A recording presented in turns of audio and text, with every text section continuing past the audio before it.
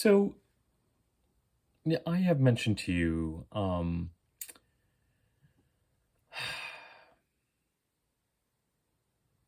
trying to figure out how to frame this. I have mentioned to you that it is an important time right now to be in action towards your goals. Let me just change the sort of pronouns. It's important for all of us to be in action towards our goals. The videos that I'm referring to specifically for this are the new moon in Capricorn video and the astrological compass video. I think that's 2 or 3 videos older than this one, and I'll put links to those at the end of this video once I'm done processing this. Bottom line is this: we've talked about on this channel the fact that the new moon in Capricorn on January 11th really ushered in the new moon for us. Till January the 11th, there was still a certain amount of dealing with 2023 energies in the air, and it's not like the dealing with 2023 energies has completely died down. But we discussed that as we get to January 20th and the 23rd, some of the intensity of those energies will likely die down, and newer things that need our attention will and should come to the fore. Now, it's not just a matter of external things coming to the fore. A lot also depends on when we are energized astrologically. Hopefully we are energized outside of astrology, but this is an astrology channel. So the astrology of the time suggests that since the new moon in Capricorn, there is greater energy, greater vitality, more wind behind our sails. The astrological transits are supporting us to be pursuing goals that are near and dear and important to us and that we feel called to. And a lot of the activity currently, astrologically, with the personal planets being Mercury, Venus, and Mars, is in the sign of Capricorn, from where, as I've mentioned, those planets will aspect Chiron and the North Node that are currently transiting the sign of Aries, and Jupiter and Uranus that are currently transiting the sign of Taurus. So it is likely that we're going to feel a sense of calling and expansion in the Aries and Taurus parts of our chart. Which are the houses that are occupied by Aries and Taurus? What do those houses stand for? And it is likely that activities related to the Capricorn part of the chart, primarily just for another day or so, the Sagittarius part of the chart, because Venus enters Capricorn tomorrow, leaves Sagittarius and enters Capricorn tomorrow. And increasingly, as we head towards February, the Aquarius part of our chart, the personal planets as they transit through Sagittarius, finishing tomorrow, Capricorn primarily right now. We're still in the Capricorn new moon cycle. And Aquarius, because the Sun and Pluto are already in Aquarius, and those are the 2 planets that will be in Aquarius at the time of the Leo full moon on Thursday. So while the Aquarius energies are heating up, they're still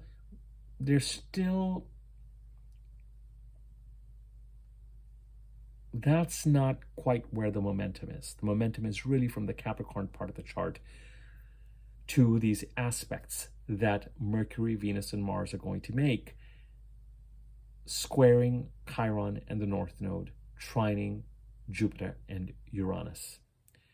Chiron and the North Node in Aries, Jupiter and Uranus in Taurus. Now, one of the things that I have found consistently is that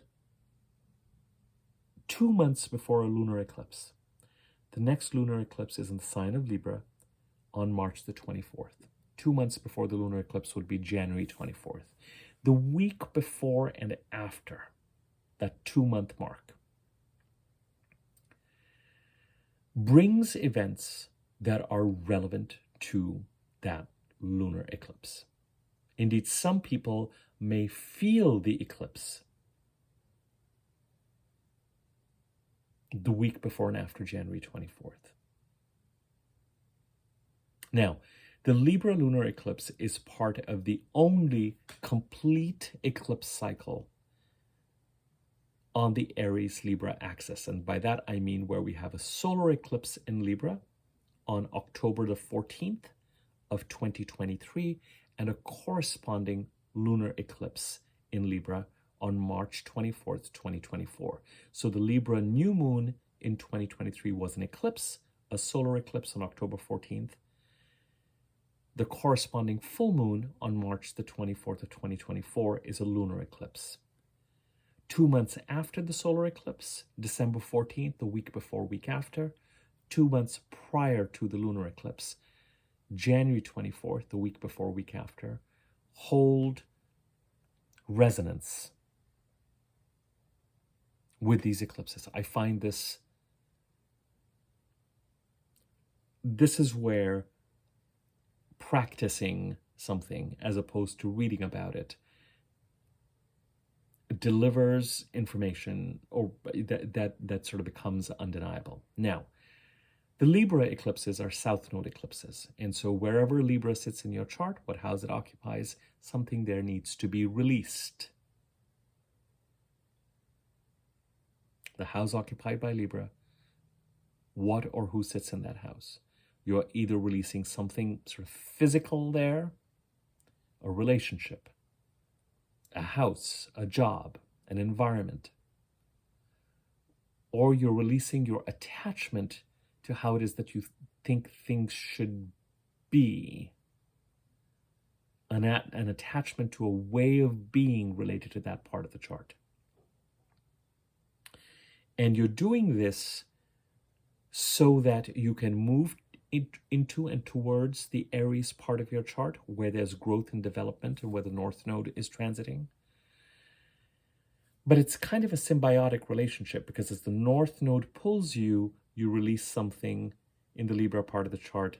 As you release something in the Libra part of the chart, you're able to move towards the Aries part of your chart. Does that make sense? It's hard to tell with these eclipses, whether they are South Node eclipses or North Node eclipses, just which node is really operating more strongly because they work together. So even though you are having a South Node eclipse, you might find the week before and after, for example, January the 24th, it's really the North Node calling you that is making you release the South Node. You might also find that it's a kind of a chicken and egg thing. As you get ready to release the South Node, you're moving towards the North Node. It's really the North Node pulling you, though. So whatever happens as part of this 6-odd month new moon solar eclipse and full moon lunar eclipse in Libra, ultimately, they're eclipses of releasing something in the sign of Libra, but it goes hand in hand with moving into and towards the sign of Aries in your chart, whatever houses are occupied by these signs and what those houses stand for.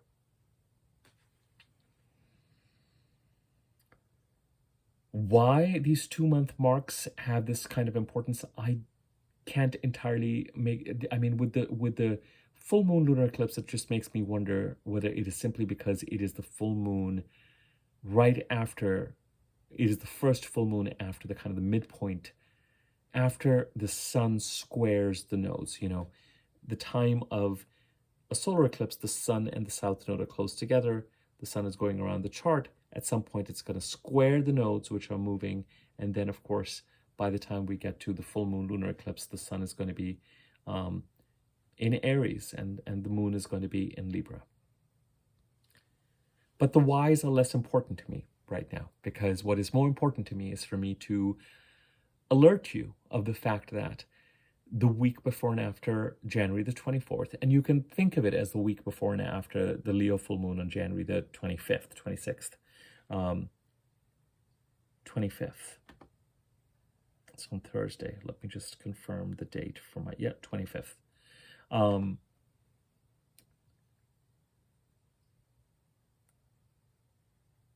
So again, and to pay attention to your own energy. Now, the week before the full moon, as we head towards Thursday, the pace and the sense of chaos and the intensity will likely increase. But the week after the 25th, always remember, as I say, it's the week after the full moon that has the most productive energy, because we're no longer getting sort of full moon worked up about whatever it is that's going on. And there's a greater sense of balance between the full moon and that third quarter moon where things can really get done. As you head towards the full moon, you might feel and find that you're just getting stretched. But as long as you're in action, you'll find a way to manage that. And irrespective of action or inaction, the primary reason for me to do this video is for you to be alert to the fact and observe, if you can, and find the correlation between what is happening the week before and after January the 24th.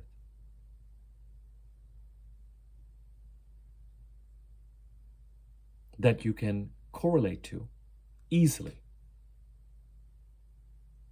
the eclipses on the Aries-Libra axis, with the emphasis on releasing on the Libra side. But it pretty much means the same thing as leaning into the Aries side, because I said it's impossible to tell with the eclipses whether it's the leaning in that is causing the release or whether it is the release that causes the ability to lean in.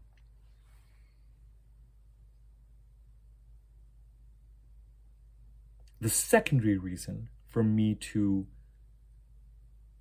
bring this up is to, especially with this particular 2 months before the lunar eclipse, is to really emphasize the importance of prioritized action towards your goals. And if you want more information on this, take a look at the New Moon in Capricorn video and the Compass video I did 2 or 3 days ago. And the importance of that right now. As I've said in those videos, for the most part, planets are direct till April the 1st. I think Uranus is the last planet, and that goes direct, in a few days' time, in a couple of days' time, something like it. The planets that count with regard to giving us forward movement are all moving forward. So till March the 25th or so, it is a great time to get things started. And part of the reason why I'm emphasizing taking action is that once the planets start to move into the sign of Pisces, and once the North Node, once the eclipses in the second half of the year move into the sign of Pisces, where we've got Saturn and Neptune, there's going to be so much emphasis on that part of the chart that I don't want you to miss out on the expansiveness of the energies that we get to experience and feel in the Taurus part of the chart. Jupiter is going to move out of the Taurus part of the chart by May.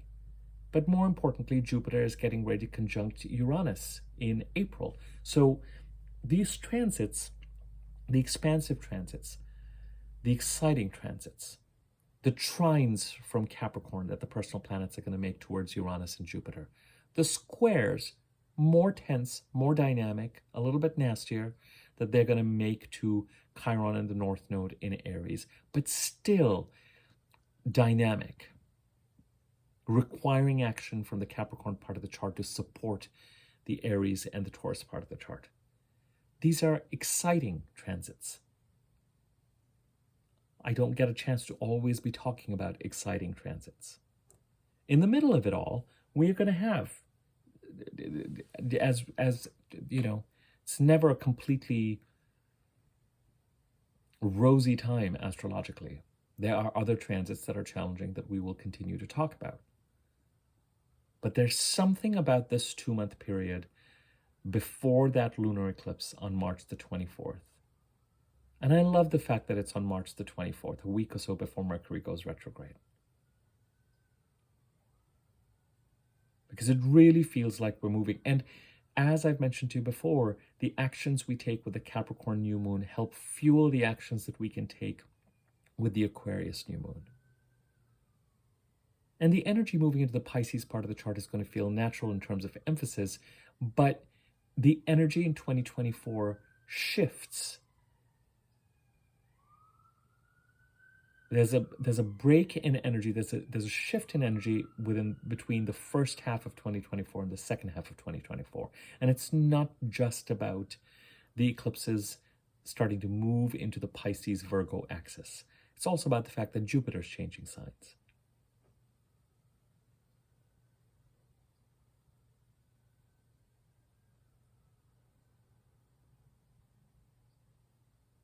And as we head towards April, May, the personal planets are going to be moving into the signs of, Aries and Taurus and Gemini around that time.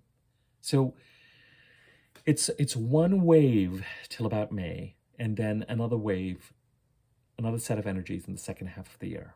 I mean, we do have, let me just look at 2024 again. The solar eclipse on April the 8th will be in the sign of Aries. And then 2025, we've also got a solar eclipse on March 29th of 2025 in the sign of Aries. So some of that Aries Libra stuff continues, but there is the shift in energy. So the energy, here's the other thing. The most exciting and energized transits from the sign of Capricorn to the signs of Aries and Taurus occur next week, or rather, I should say, the week after the full moon.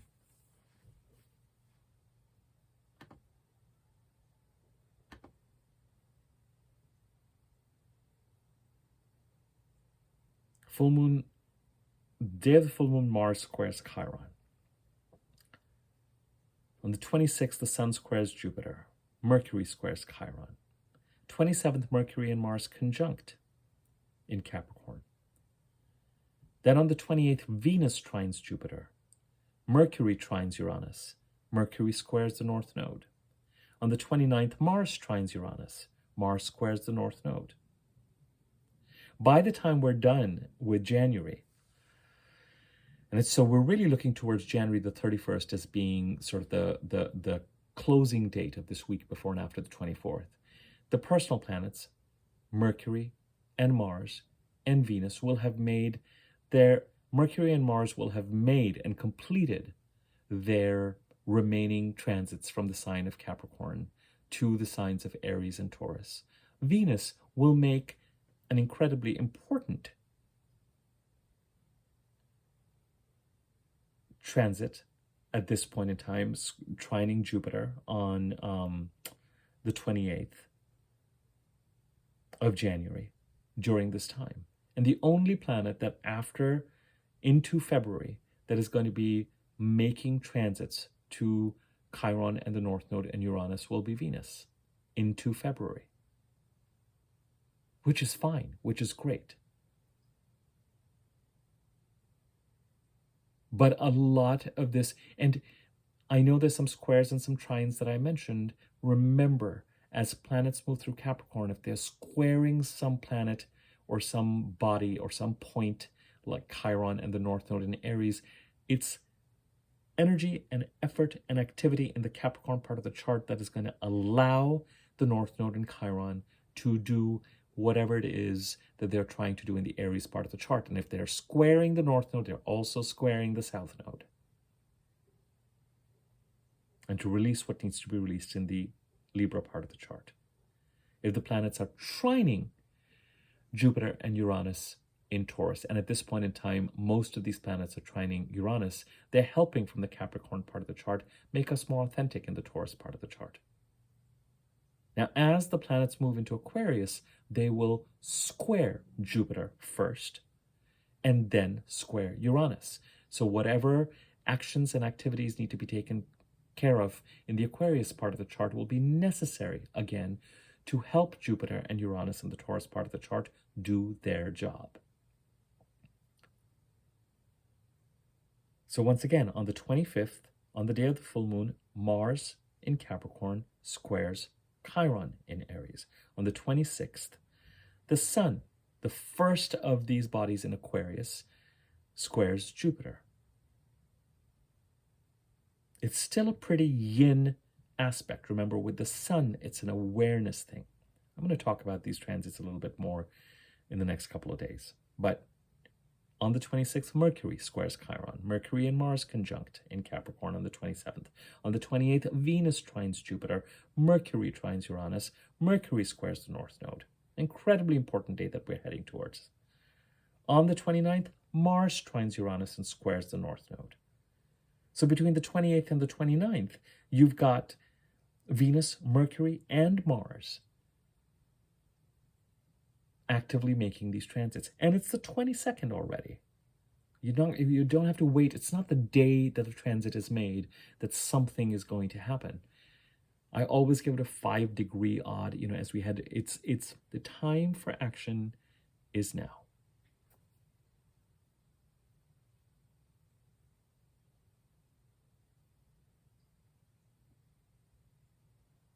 And if you're feeling it, you're right. If you are trying to grapple with how you can conquer your own demons or self-sabotaging tendencies that keep you from pursuing goals, great. If you're making any sort of progress, wonderful. Pat yourself on the back. If you are not quite able to, try and see what you can do too, because ultimately, it's a co-creative endeavor.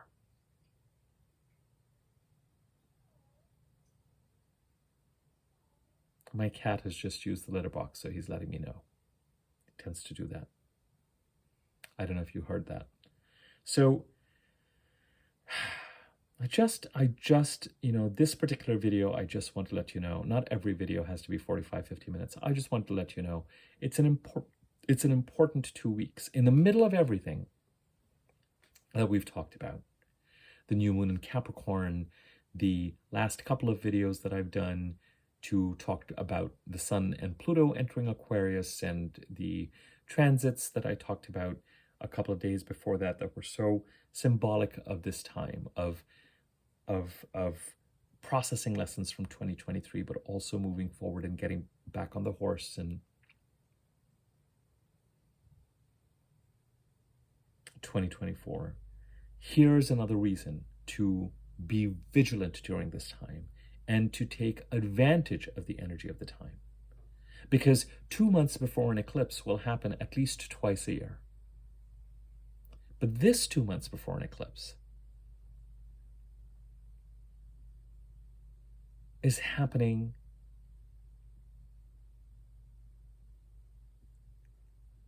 when the personal planets have a chance to make some really dynamic, and to use a 2022, 2023, 2024 word, manifesty transits.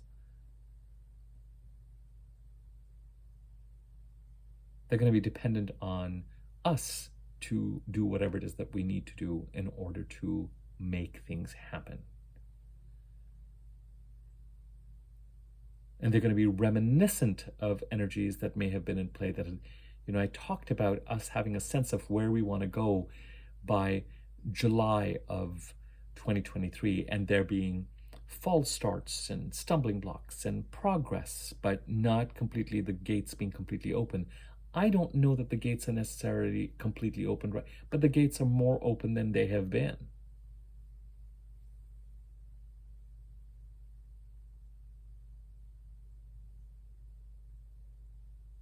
And you can think of some of the actions that you're taking as not only yielding short-term results, but being, I think by nature of these transits, foundation building. Jupiter in Taurus is starting a 12, 13-year cycle. Uranus is making you more authentic in the Taurus part of the chart. The North Node in Aries wants you to lean towards that part of the chart, always with the North Node in a grounded way, in a grounded manner, so you don't just throw all cares to the wind. And we all want to experience the magic of the North Node, but it can do a real number on us in terms of our material and financial security if we're not careful about that. But the call of the North Node and the need to heed the North Node is undeniable, and to release what needs to be released where the South Node is essential for us to continue to move forward and grow and develop. The squares to Chiron from Capricorn to allow for a certain amount of healing in that part of the chart. And Chiron and the North Node getting closer and closer and closer together at present. Okay, to summarize, the week before and after the 2-month date before a lunar eclipse carries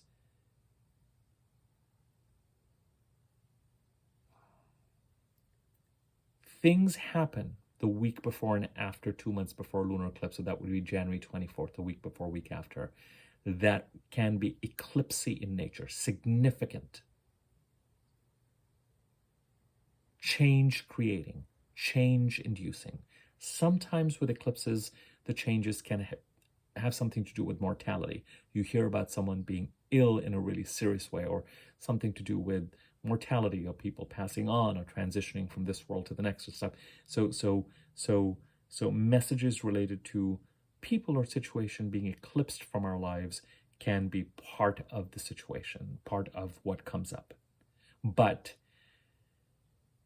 sometimes it's at these 2-month time that we really feel the eclipses more than at the time of the lunar eclipse itself. With these lunar eclipses, it's not like from the time of a solar eclipse we expand to some point and then the energy starts to concentrate towards the lunar eclipse. That's not how it happens. It starts with the solar eclipse and the energy just expands and expands and expands, so that by the time we're at the lunar eclipse, whatever it is that is supposed to be changed or eclipse has already kind of happened, and the energy is much more diffuse and is affected a lot more. The changes are in place. Sometimes with lunar eclipses, it's the same kind of dramatic videos and content that I see online that can be so frustrating. And lunar eclipses happen at least twice a year. We survive them. Some of us have been around the sun lots and lots of times. And it's again this kind of Y2K clickbait astrology stuff that you might see online. Oh my God, a lunar eclipse on March the 24th. What is going to happen? It is a this kind of moon and a that kind of moon. You know, take that with a grain of salt. By the time we get to the lunar eclipse, some people are going to feel the eclipse in an eclipsy way around that lunar eclipse. But many of us may look to the week before or after January the 24th, may look to the week before and after December the 14th, and realize that there's a sequential buildup, and that these dates, for some of us, may carry greater eclipsy energies and activities and actions and consequences than the dates of the eclipses themselves. And the second reason for me to do this video is to use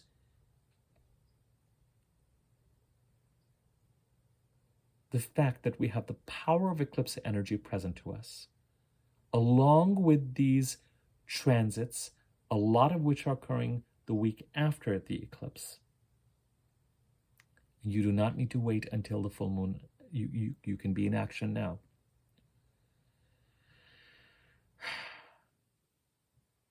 That are supporting important transits in the Taurus and the Aries part of the chart, the most exciting and expansive transits that are happening for anybody right now. As I said, once the planets start to move into Pisces, and once the emphasis moves into Pisces, that is a whole other management of a part of a chart that has been in crisis since 2014, 15, 16, that is necessary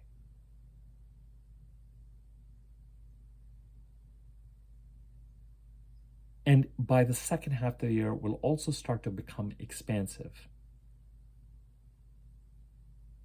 but is not quite so unsullied in its expansiveness. And since we've got these transits trying to do their work and make their way through May of this year, specifically Jupiter through Taurus and the North Node and Chiron conjuncting in Aries, and Jupiter and Uranus getting ready to conjunct in Taurus, why not give this the push so that we can help the astrology manifest what it is trying to manifest. Okay, I hope you found this video useful. Week before and after January 24th, important, significant as an eclipse milestone related to the October 14th solar eclipse in Libra in 2023 and the March 24th lunar eclipse in 2024.